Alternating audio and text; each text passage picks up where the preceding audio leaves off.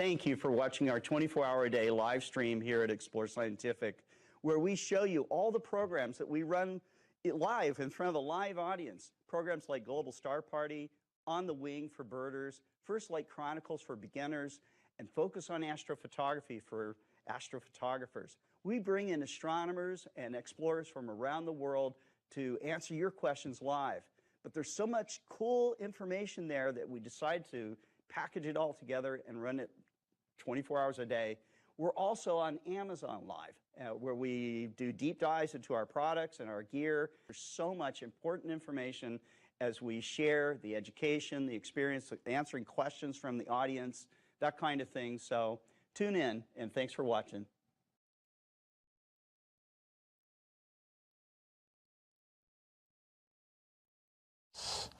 On astrophotography, the early broadcast, warm up for the Amazon Live broadcast at 2 o'clock. Hope you're having a fantastic Friday, and depending on where you live in the world, hope your Saturday is off to a good start. Today we're going to be talking about the IEXOS 100 and how you can use it to start your journey doing astrophotography. So we're going to start out talking about the mount itself this time today.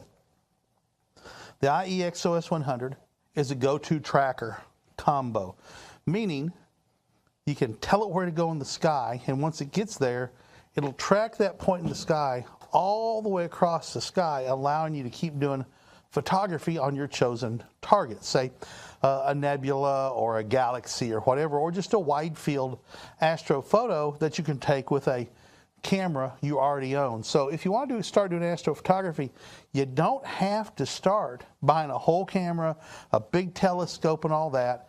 You can start out with the camera and the lens you have to do it, and by simply putting your camera on a tripod and taking a picture for 20 seconds and seeing what happens, and setting your ISO at 1600 and taking a 30-second exposure at, we'll say, f5.6 or f4. And experiment. But you can up your game a little bit from that by using them out like the IEXOS 100. We call it the IEXOS 100, the Exos 100. It's a really simple mount to use. Has an intuitive controller you use with an iPad, an Android tablet, or a Windows tablet. They have to have screens of at least 7 inches, or a Windows laptop or desktop machine. We're working on an app that'll work on an Android phone and an iPhone. Not out yet, but they're coming very soon. So with that, let's talk about a little bit more about the mount. The mount is real simple. Let's talk about a few of the features it has. It has a, somebody has loosened this up, so I'm going to put that over a leg. You should always have the counterweight bar over one of the legs. It becomes what I call the north leg, or if you're in the southern hemisphere, the south leg of the tripod. This axis is right Ascension. It mimics the rotational axis of the Earth, and this is the axis that tracks the rotation across the sky. And it's locked, and it's not a lock actually, it's a clutch. Doesn't have to be tightened down super tight.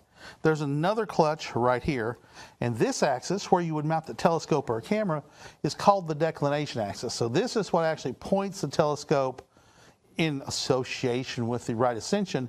The declination points at an object, right? So it points right there, we'll say, and then as the mount rotates and the Earth rotates, it keeps pointing at that spot as it grows. Let me see which one facing north. As it goes across the sky. Okay, so very simple system, but yet extremely powerful, right?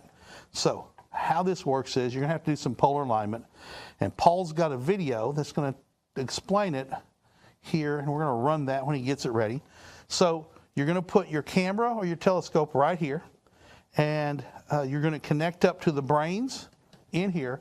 It's the PMC-8 system, Precision Motion Control 8. It has 8 processors in it, and that allows the processors to each do a very specific function and not get bogged down. If you had one processor having to do all 8 things, it'll get bogged down. This has 8 processors that work really smoothly and really integrated to do all the high calculation math that you don't have to Actually, the tablet does it, and the processors in here execute the commands. So, runs off of either 110 house current, or in the case of how I have it set up, a power bank that provides power for easily 6 or 8 hours of use. It's real straightforward. So, we're ready to go with how you polar align using a very common household item. Here we go. Hey everybody, Kent Martz here from Explore Scientific. Today I'm going to teach you how to polar align your telescope using a broom.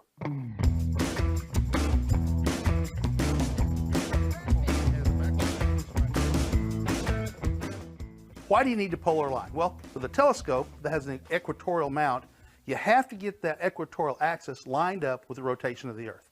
And to do that, we're going to start with the tripod. We're going to decide which one of these legs is going to point north, and we're going to set the tripod down so that leg is pointed north. First thing I'm going to do is use a level to make sure my tripod is level. So if it's tipped one side or the other, that's going to cause your polar alignment to not be accurate. So we're going to use a level for that purpose. Then we're going to take a compass, and just to make sure that I've got it pointed north, I'm going to use the compass, line up, and go, yep, that looks like it's pointed north. So here's what I'm going to do now. And this is where the broom comes in. The broom becomes a measurement device, if you will. So I'm going to put the broom on the ground with the tip of it right against the north leg of the tripod. And I'm going to back away, and I'm going to use the compass. I'm going to close one eye, and I'm going to use the compass to make sure that the broom is lined up with north, right? And so I can tell I'm off just a little bit. So I'm going to move the tripod just a little bit, and I'm going to turn the broom, and the broom is what I'm seeing that line with to line up. So closing one eye, now my broom is lined up perfectly to magnetic north. Right here is we're going to talk about something called magnetic declination. The magnetic north is not true north. The difference between true north and magnetic north can be off by as much as 15 or 16 degrees if you live on the east coast or west coast of the United States. Around the world, it varies. And you have to figure out what that is for where you live. Because if you point at magnetic north, you're not going to be pointing at true north. You could be off by 15 degrees. Your go-to will never be accurate. So for this system to work, you have to know what that offset is and be able to program that into your compass. We're going to provide a link to a website and a video that talks about that a whole lot more.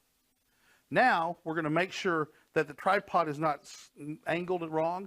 I'm going to use a small tape measure, and we're simply going to come down here and be careful not to move the broom. And I'm going to measure the distance from the tripod leg to the center of the broom. That is 470 centimeters. That way, it is 470, a little, I'm going to call that good. Actually, I'm going to move the tripod a couple of millimeters, just like that.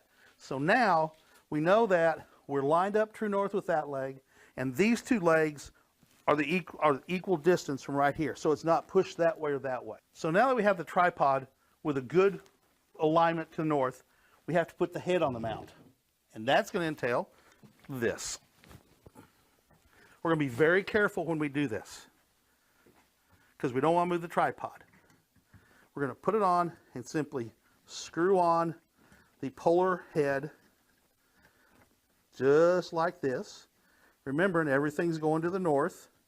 Now if you're in the southern hemisphere, you're going to do the same thing. You can do the exact same in the southern hemisphere, because it's not polar, it's polar alignment. We just don't use the star Polaris, which we're not using here. This is really good if you can't see Polaris, or if it's daytime and you want to do some solar viewing with a solar safe filter. So the last step of this process is to check the scale of your altitude, right? So we live at 36 degrees north, and I am going to turn the altitude until it gets to 36 degrees north. I'm going to stop, and that's it. With this system, using a broom, a compass, and a tape measure, you can achieve a good, decent starting polar alignment. Personally, I've used this. I've got an amazingly close polar alignment. There's ways you can use to refine your polar alignment, specifically drift alignment, but it all starts with a good polar alignment. You can do this in the daytime. You can do this in the nighttime if you can't see Polaris. It works all the time. It's a good way to get started learning the process of polar alignment. Isn't that great? I hope you've enjoyed this video. For Explore Scientific, I'm Kent Martz. Get out there and start doing astronomy. And keep looking up.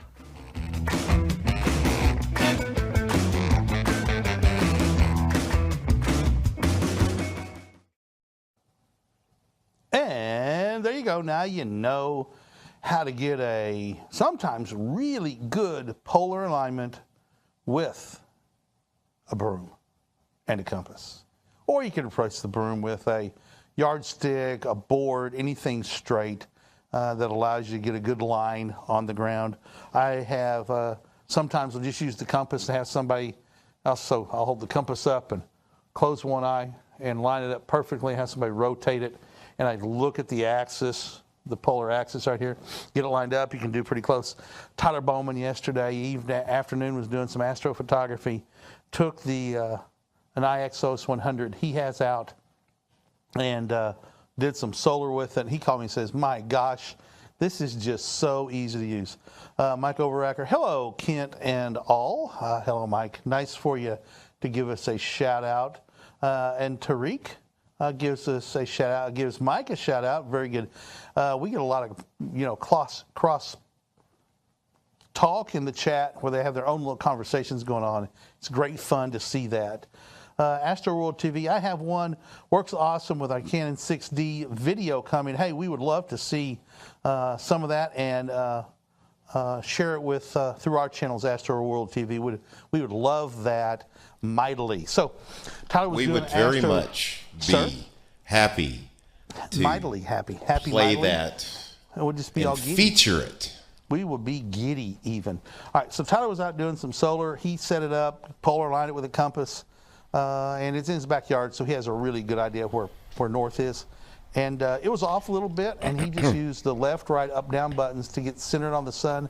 And then he tapped the sync button on Explore Stars. The sync button functions as to tell them out, I salute you. You wanted me to salute. The program says, okay, I salute to the sun.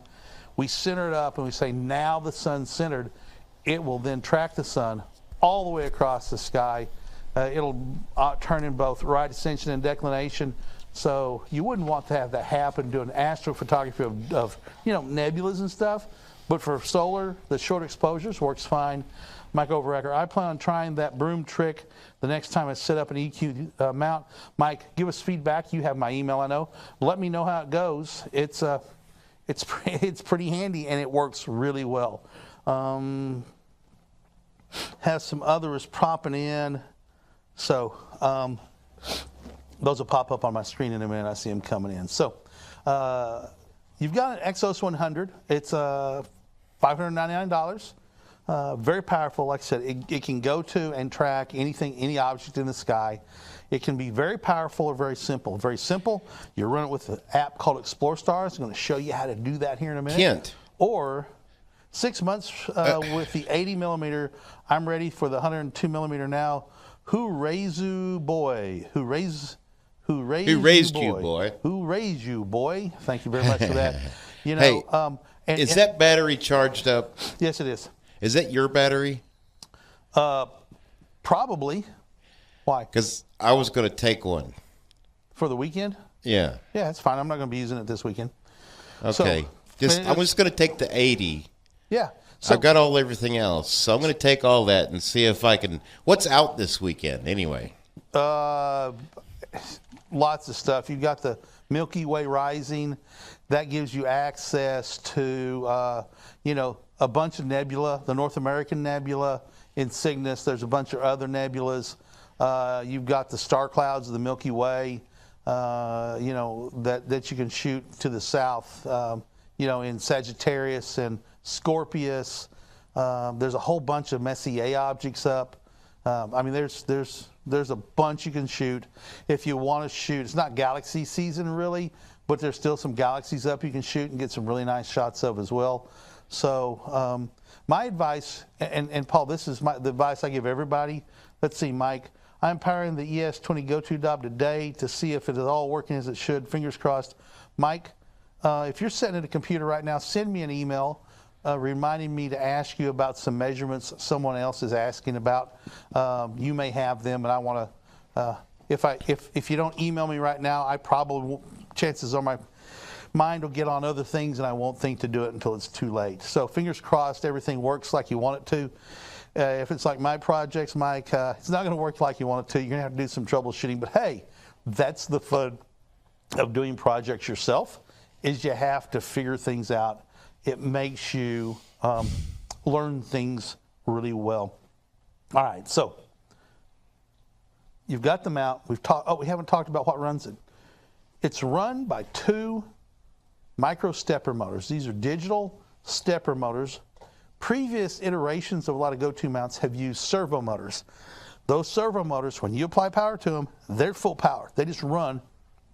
And if something gets bound up, they're just going to keep trying to run until they start tearing up some gears, right? And when that happens, bad things start happening to your system.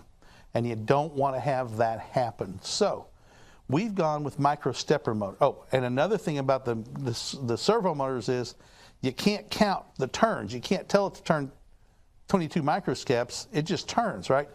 So the stepper motors, you can tell them to turn a precise number of microsteps. With the servo motors, you have to have a wheel. It's got generally 256 little slits in it, a diode, which is a light, and a light-sensitive thing on the back that counts flashes. So that wheel spins and it counts flashes. Well, that counting flashes can introduce all sorts of chances. We've seen mounts come in that weren't working and had a cricket stuck in there. Yes, a cricket, and that caused overrun because it wasn't seeing any flashes, and so it just ran, and you couldn't make it stop. So the micro stepper motors, we say, turn, I don't know, I'm making up a number, 3,264,512 turns, 12 microsteps to go to the sun. And it'll tell it in both RA and DEC where to go. Turn one way, turn the other. It tells it where to go. All this is predicated on having a good polar alignment. The better your polar alignment, the better your go-to system is going to be. So work on a good polar alignment.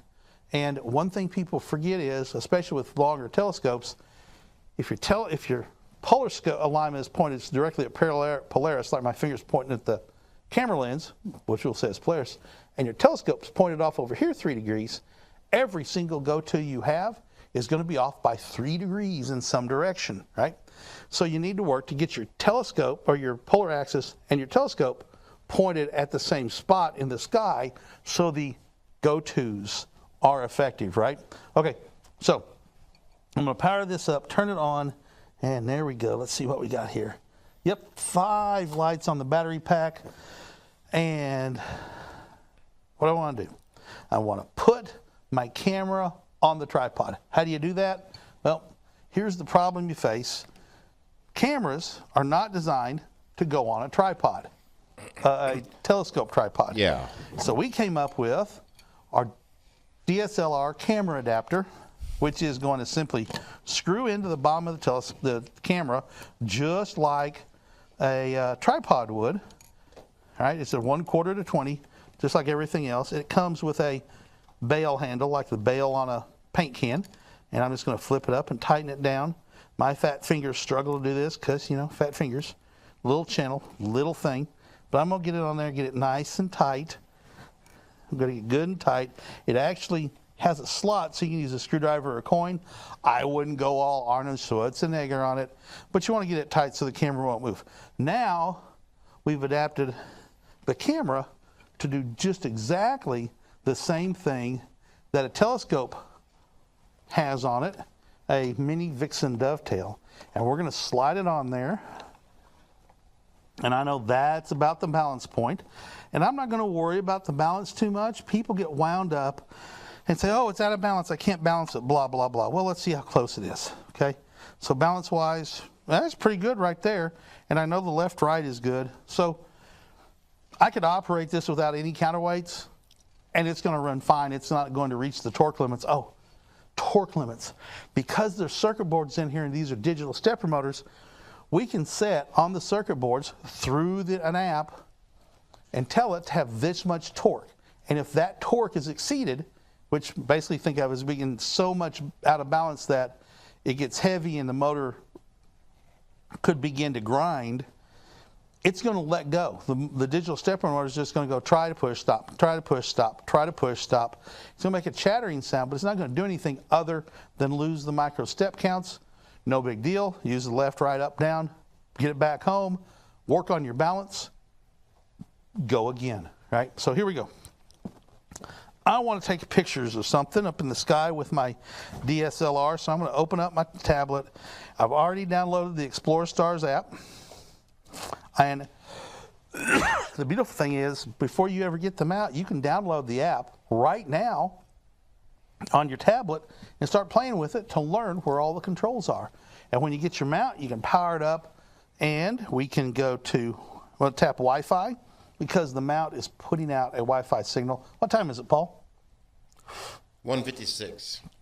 Okay, so I'm going to connect this up, and here at 2 o'clock, we're going to go dead for a minute or so and launch live into Amazon Live and then come back on the stream you're watching now. Is your email on that tab? Mine? No. What email is on there? There is no Personal? email on this tablet. I don't know what the email is. No idea. Man, Why? I think that we can grab that screen and put it up on... We'll work on that for next week. That would be awesome if we could figure that out. Because if all I got to do is send you the link, is Sure. your text messages attached to that? Don't think so. We'll figure it out for next week. As long as if I could get the link to you. We can figure it out next week. So I can see that PMC8 6853 has come up. I know that's the name of this mount. This is Exos 2 GT PMC8 6358. Okay, that's his name. Tap on it. Now, if I'd never connected to it before, I'd have to put in the password PMC, all uppercase letters, dash, capital E, and then spell out the word 8. So PMC8, and there we go. Easy to do, and I'm now connected. So I'm going to double tap my app to make sure I'm not running Explore Stars in the background. I'm not. So I'm going to launch Explore Stars. It's going to launch. I'm going to grab the virtual joystick, and there it goes. It's moving. And now I'm going to tap menu, catalog. I want to take, we'll say it's night. I want to take a picture of a Messier object. And what's up? Let's find something up. It'll tell us what's not up. M33. M31, the Andromeda Galaxy's up. It's night, but it's really not. So I'm going to tap the object. I'm going to tap slew to, and I'm going to tap go to. And here we go. We're going to rotate to the position where the Andromeda Galaxy is, and it's going to rotate both in right ascension this way, which is the way the Earth turns, and in declination. Now it's going to point at the spot in the sky, and so we can tell just from where it is, this way's north, that's pointing to the extreme northwest right on the horizon. The Andromeda Galaxy would be very difficult to shoot, probably trees in the way, but we're going to act like we can see it. And so we now have our camera pointed at it. We're going to work on our focus, right? And we're going to focus it, and once we get, first we're going to zoom. And let's say we want to zoom in on it all the way. This is a 105 millimeter. I'm going to use gaffer's tape or painter's tape to tape this down. And then I'm going to focus as best I can by taking pictures and looking at it. And I'm going to get it focused. I'm going to tape that down too. And now you're ready to start taking pictures.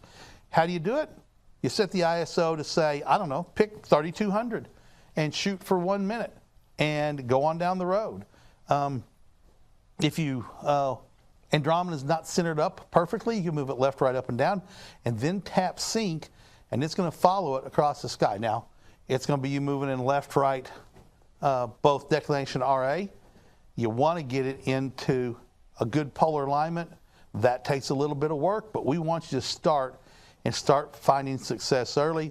Shoot for 30 seconds, right? And the beauty of this is you take a bunch of pictures and then you use the program, Registax or other free programs, to stack up all your pictures. And through the miracle of signal to noise, all the stars and the galaxy is signal. The noise is all random and the noise disappears. And you can take one picture that doesn't look like much of anything and stack up 10 and it starts looking fantastic. Then you got to manipulate it using GIMP, which is a Photoshop-like program. We're going to switch over right now to Amazon Live. So we're going to bow out, come back in, and I'm going to start over on this. Sorry to start over, but hey, that's what it goes. Bye. See you in a second.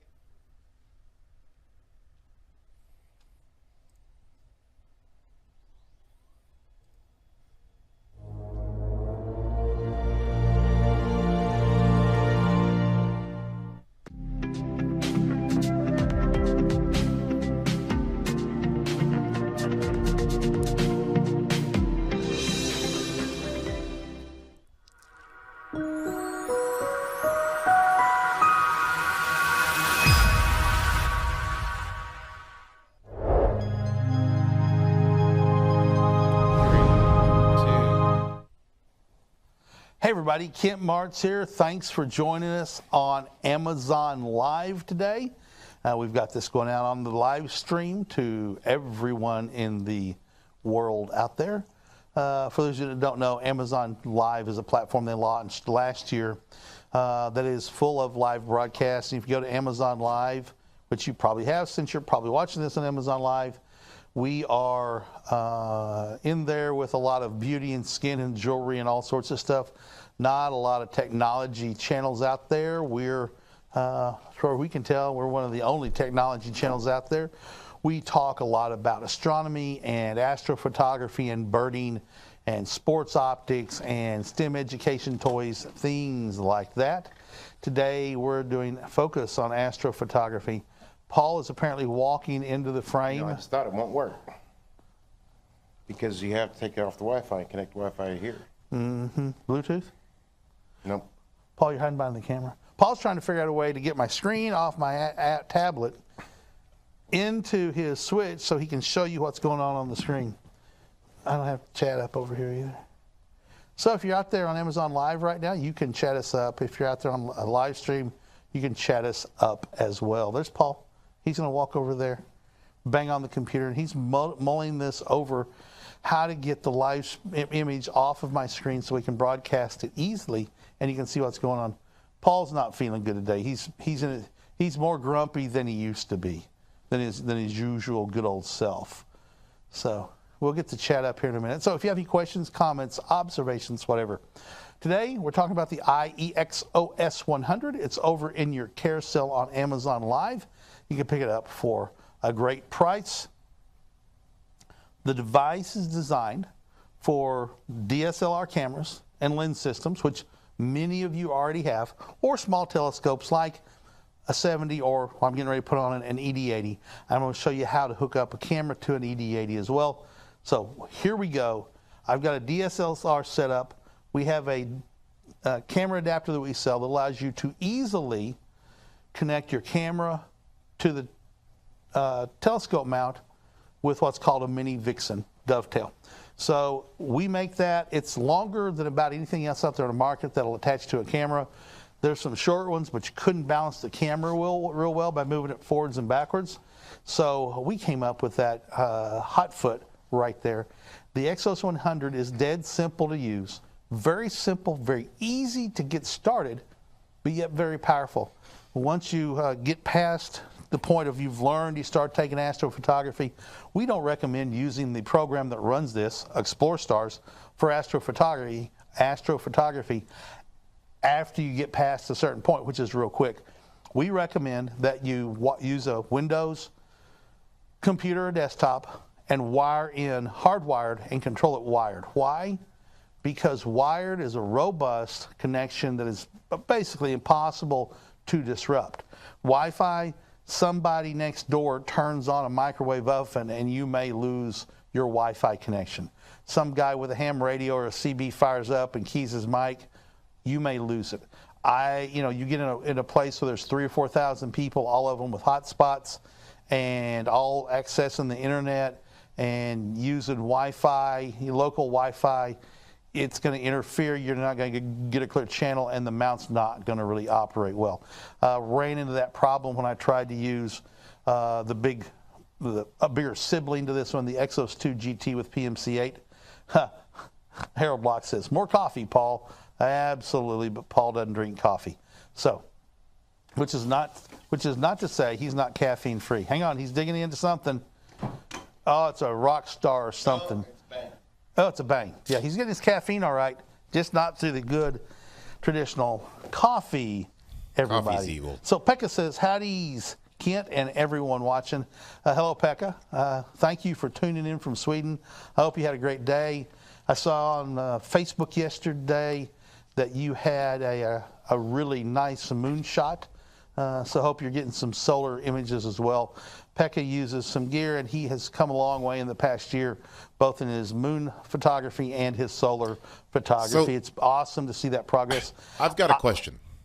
Go ahead.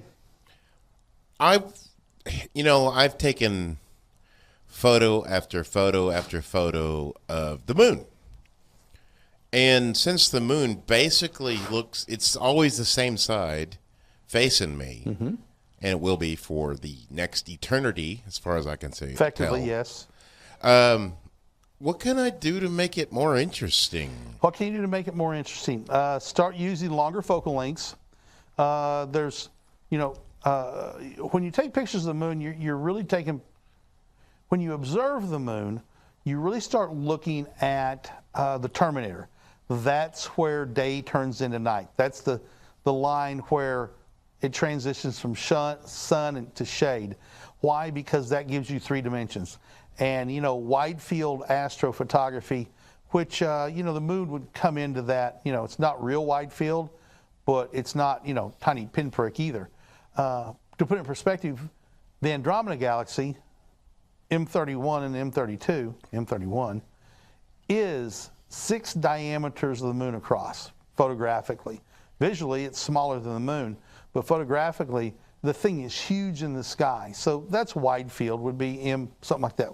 But you're on the moon with a digital camera. There's only really so much you can do to zoom in. That's where coming up with longer focal length telescopes gives you the ability to zoom in and start taking individual features, crater complexes, relays, valleys, cliffs, excuse me, things like that. And you start concentrating on more finer, smaller images of the sun. And Pekka said something I was literally going to say, film the sequence. So what you want to do is, over the 28 to 29 day period of the moon, take a picture of the moon every night, and at some point you have to go get up in the morning, and then you take pictures of it in the daytime as well, and you can create a composite image, not composite, but a sequence image, one after the other, and stack them together and put them in circles, a spiral into the center or something, and be creative on how you place those pictures and show the different phases of the moon as it goes through its 28-day cycle. You can also show how the moon wobbles during its cycle, because if you look at just a sphere, you can see exactly 50% of that sphere. The moon's a sphere, effectively. Yeah, I know it's an oblate, flattened, whatever. Okay, but it's a sphere. Because it wobbles back and forth just a little bit, you can see like 61% of the moon. So there's things on this side of the moon you can see sometimes and not, and there's things on this side of the moon that you can see sometimes and sometimes not. That's always fun to, over the course of a year, animate a GIF that shows how the moon wobbles back and forth. All sorts of creative projects to do, but after you shot day 4 of the moon for 6 months, a 4-day-old moon, it starts looking the same. Some people play with the contrast, because you can create what effectively is a geological map, a materials map of the moon, because you can see where it's rich in titanium and other minerals. And Pekka says, and the captured sequence in AstroTracker 3, and then sharpen the picture. That pops out from AstroStacker in Registack 6. Final touch-up in Photoshop or GIMP just to powder the noise. So that's powder the nose, excuse me. Andromeda up in your screen right now. So what Pekka's talking about and doing the moon is take, about 200 pictures of the moon in sequence, almost like a video, and then stack them up. And the details that you can tease out of those using the programs he talked about, AstroStacker 2, there's other programs that'll stack up. Registax is one that will do it. And then, again, GIMP or Photoshop or something like that to play with the curves and levels and some color contrast as well. So there is a picture of the Andromeda Galaxy. You don't get a scale for how big it is, but you see that central hot point right there in the middle, Paul, where it's really, really compact and then a diffuse brightness out from it. You can see that naked eye, and that's smaller than a full moon. But look look across it from where you can see, and imagine what it would take. Fold it in half, or fold it in thirds, and then fold that in half. So you create fold marks so you get a sixth of it. That's how big the moon is. So if you look out there on the left, sort of where your cursor is pointing, I don't know if everybody can see that. Out there on the left, that big bright spot, that's roughly the diameter of the moon. Okay, so it is a very, very large, bright thing. I am going to say that, is that the background? Okay, that's a background there. Okay, there you go. That's a moon map. The blue stuff is titanium. I can't remember what the red stuff is, but by tweaking the contrast, you can bring out and highlight a mineral map of the moon. So simple photography, and you can do some really cool work to see what minerals are dominant on the moon. Some people can actually see some colors in the moon. I sometimes can, but I think I'm imagining because I want to see it so bad. I think it's the brightness of it. It just overwhelms everything, And you got to realize the moon is like a 10% gray. I mean, it's really dark, but it still reflects a massive amount of light. And that's what's cool. So, all right. So let's go talk to the Exos 100 real quick. I've got my camera mounted. I've got a polar alignment. So that's a key thing, having and using it well. Tripod level. So the tripod is on level. A good polar alignment. So this axis right here is pointed at the north celestial pole or the south celestial pole, one or the other. And then this counterweight bar right here, straight down, parallel down, and the camera pointed at the north celestial pole, centered on the north celestial pole. If all those things are there, the go-to is going to be pretty darn accurate. So I've connected up to the mount, as we talked about a little bit ago. So my tablet, and let's talk about this. Explore Stars will run on an iPad, Android tablet, or a Windows tablet with a screen of at least 7 inches. I know you want it to work on a tablet with smaller screens or on a phone. It won't. Yet. It will, but the buttons will be so small you can't make them work, so it won't work. Although technically the program will run, it won't work. Or you can run Explore Stars on a Windows tablet or desktop computer. Now then, we're working on a app that will run on an Explore Stars app that will run on your Android or iPhone. Couple months out maybe. I know we keep talking about it, and it's not an easy thing to do. It's not a game where you can just make pretty characters and have them do stuff. There's some really technical math involved in that, and some interfacing between phones that knows the screen is this or that. It's not as simple as you think. And hey, we don't have a team of developers to throw at it either. So there you go. Here we go. So I'm going to click on the menu. I'm going to go to the catalog. I'm going to go to Messier. I want to shoot something in the Messier catalog. Charles Messier, he was a French guy looking for comets, and he decided that a lot of these things they saw in the sky weren't comets, and so he, I'm going to need a drink of water, Paul. Maybe Tyler or somebody's watching and bring me some water. So anyway, he decided these things weren't comets, ended up with a list of 110 things that aren't comets. So I'm going to go with one of my favorite objects. Why? M36, M37, and M38 are all in the constellation Auriga. They're up right now. We're going to assume it's night, although it's day here in the United States. I'm going to tap M37. And because I have auto slew turned off, I have to do 2 steps here. Slew to object, go to object. Here we go. We're going to take a journey through the cosmos as the telescope turns, or in this case, the digital camera turns. And so we're going to go to Auriga, and right on the long-sided boundary of Auriga, we're going to find M37, where M36 and M38 are close neighbors. You can star hop from one to the other real easily. And with this camera at 105 millimeters, it's going to be real wide field. And I'm going to make sure, if I'm really doing this, zoom out where I want it and then tape it down with gaffer's tape or painter's tape. Don't use duct tape or masking tape. That leaves residue. And then you got to clean it all off, and it's a big mess. You don't want to do that. Peck has a question. I'll answer that in just a second.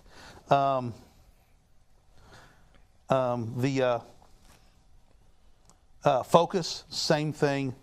You got to tape it down. And some Amit Dinez said, wash your hands doing all that coughing in your hand. Absolutely. But if I had to stop and wash my hands every time there was a broadcast, wouldn't do it. We wipe this stuff down with some sanitizer wipes as we go through the day. And Pekka says, does the app have a polar alignment assistance?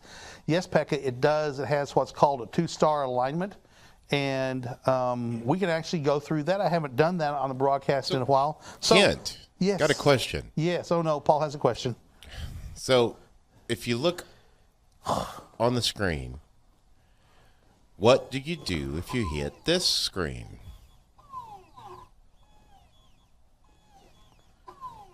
Please wait. Okay, the mount was sort of having brain fluctuation seizures.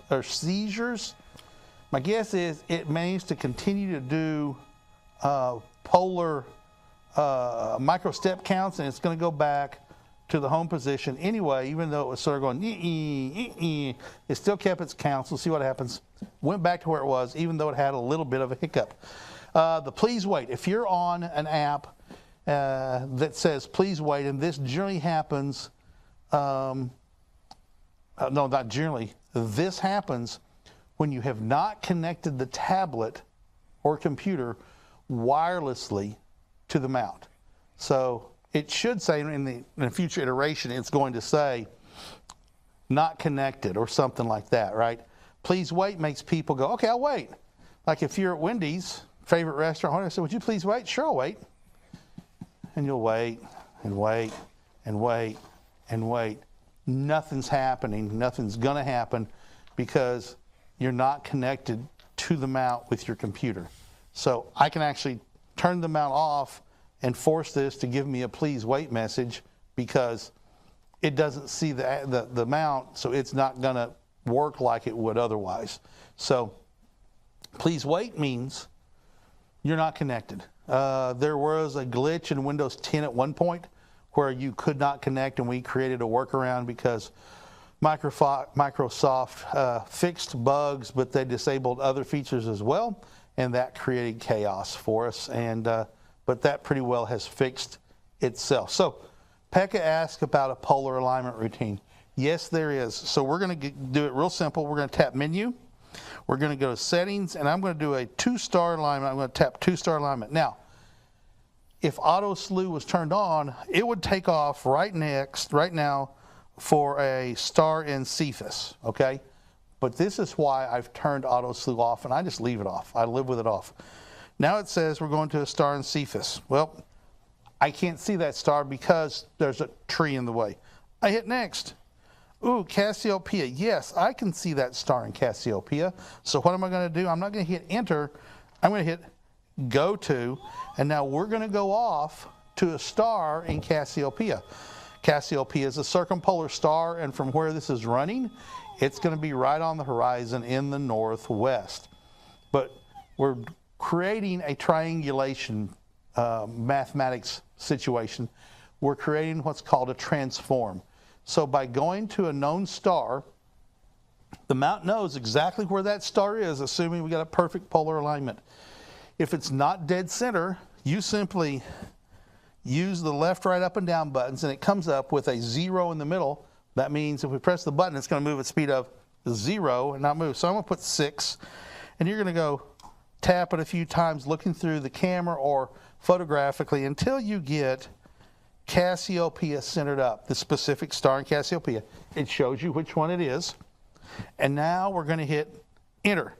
So now it gives us another star we want to go to. If auto slew was on, it would just go to that one. And if you couldn't see it, you'd have to let it slew and then go to the next one and next one. This way I can just go, nope, can't see that. Nope, can't see that. Ooh, Arcturus, yes. I can see Arcturus. Go to. And now it's going to go off to Arcturus. And what we're doing is we're triangulating these two stars, and it knows the motor counts to where it should be. And by us, when we enter, we program it and tell it, I had to move it this many motor counts in right ascension and declination to get it centered up. We're going to do the same thing to Bootes, Arcturus and Bootes, the bright star and Bootes. Bootes. Hard to pronounce some of that stuff sometimes. Latin. So notice we're going, 90 degrees to a different direction. Sometimes it'll go down to a star in the southern hemisphere. It's just whatever you can pick that you can see. I can see this star.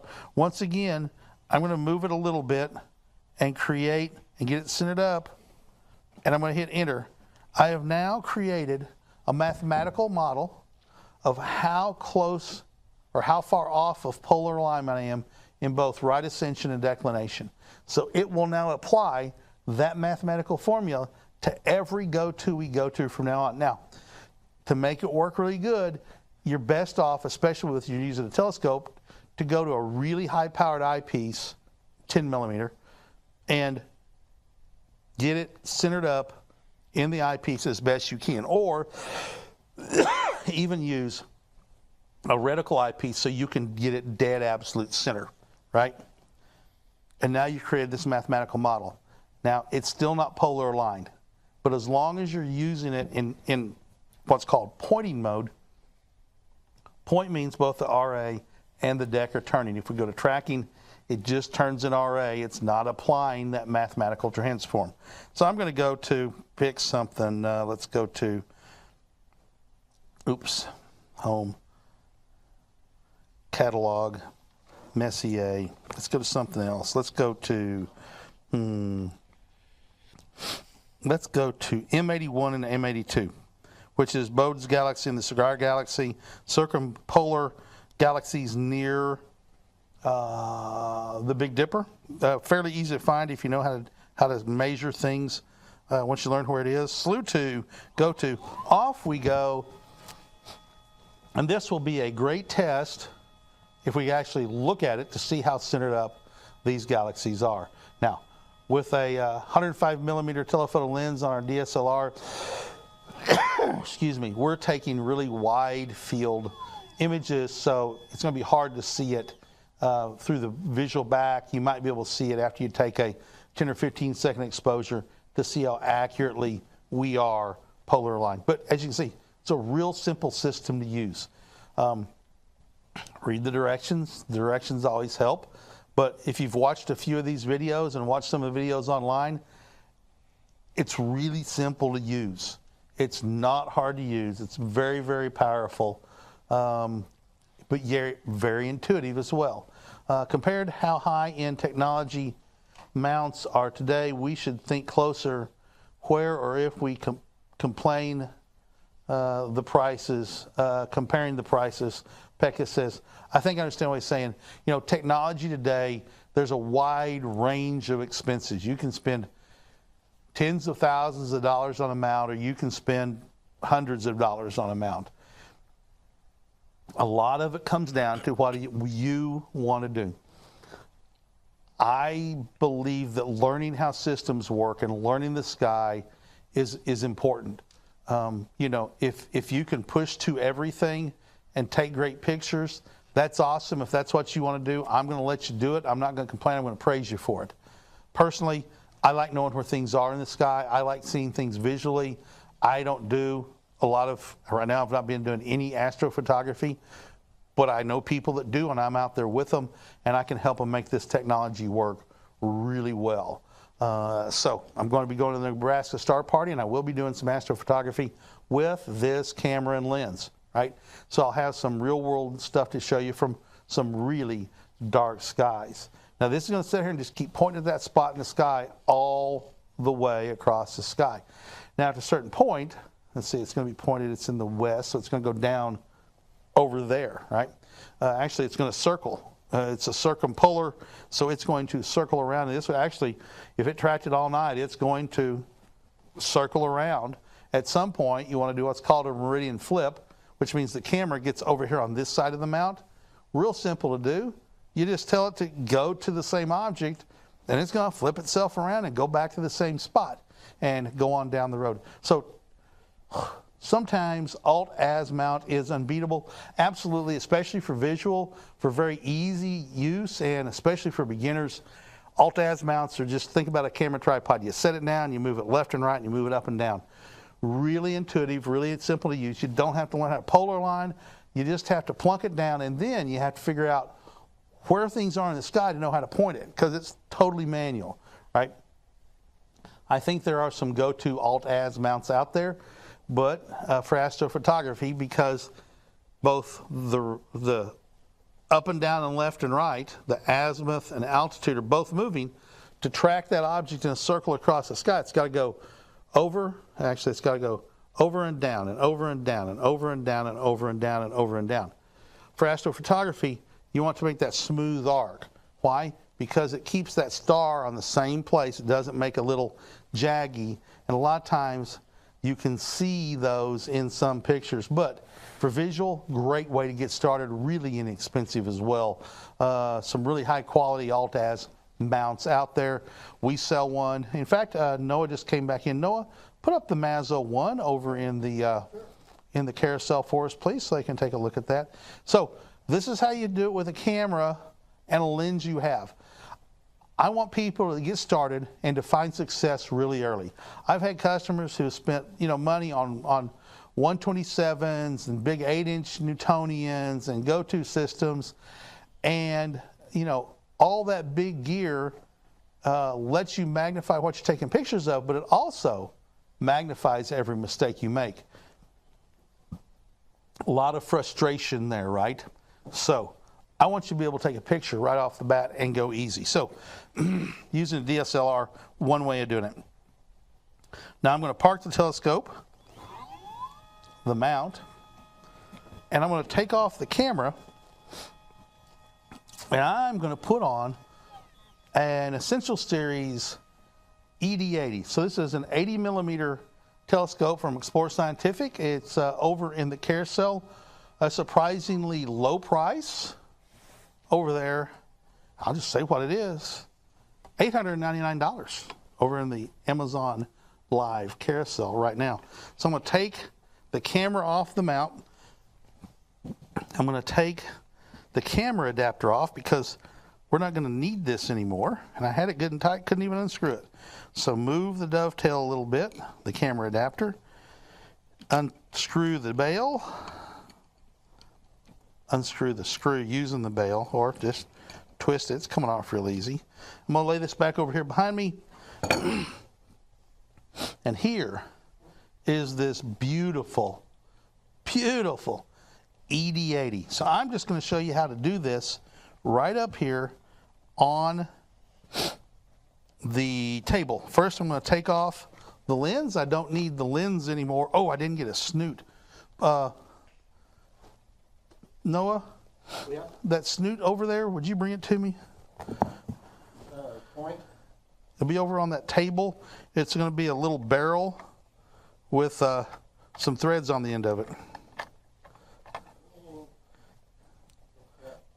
316-656 or something like that. No, that's. Man, I'm going to step off camera a second. It should be in a plastic bag. There it is right there. Yep, that's it. Luckily, we had it all laying right here in the studio. Thank you, Noah. Hey, Noah, come say hi to the camera. No. Noah said hello to the camera. I expect him to walk in like this and go, hi, everybody, and walk out. So, all right. So I've got this little snoot right here. It's just going to go into the camera just like an eyepiece would, right? So here is what's called a T-ring.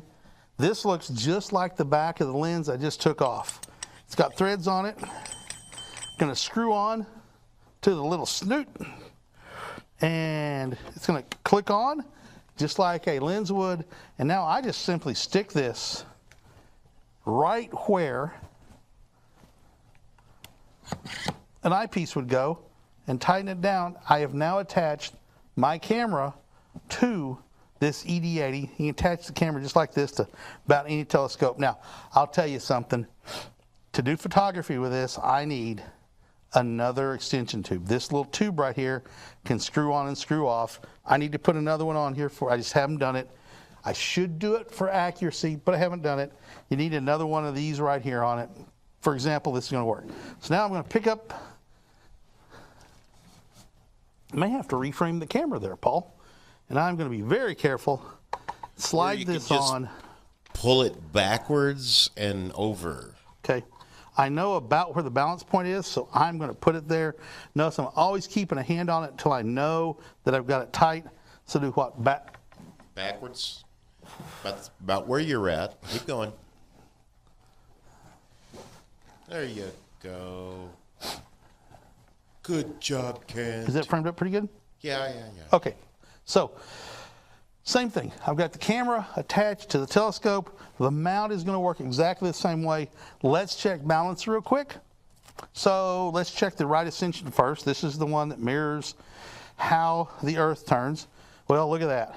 We can tell it's very telescope heavy. So I'm going to tighten the clutch just a little bit. I'm going to put these counterweights all the way down because I know from experience that 2 is not enough. Yeah, you need one more. But you know what? We don't need one more. You do need one more. But we can get by without one more. Okay?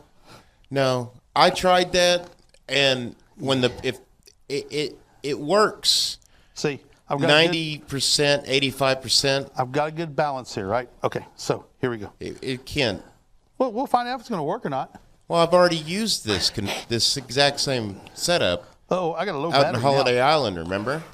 Holiday Island is because the gravity is different. Holiday Island, it's less That's gravity true. there. Okay. So it needs one more counterweight. It'll work here. One more counterweight will make it work better.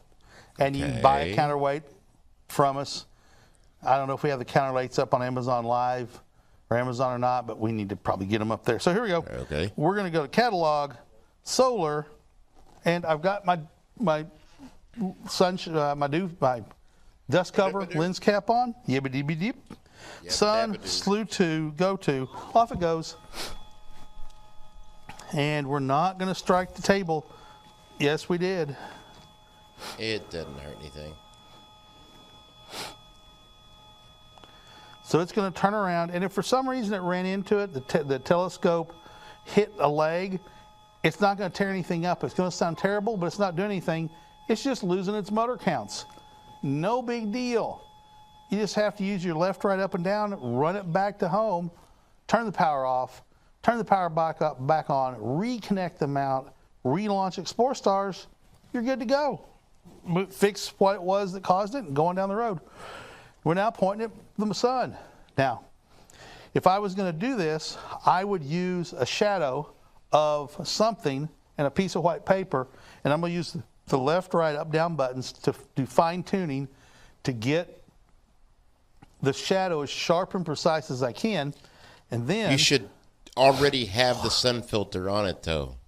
You can, or you can just, it's going to get the lens cap's going to get hot. No big deal. Well, if you don't have the lens cap on, you're going to burn your sensor up in That's why your I said camera. I have the lens cap on.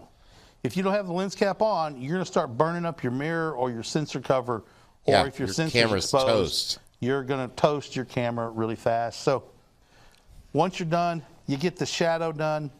I'm going to push the dew shield down so I can take the lens cover off, but I'm not really going to take the lens cover off. And then I'm going to put on the sun catcher that we have, which is back over here. This thing is not designed to fit this one. This is for bigger, but we can show you what you're going to do. The lens has reflective film, Thousand Oaks film. It comes with different sizes. We can make one to fit your telescope. You put the foam in, you put your telescope down on it, you cut out around it.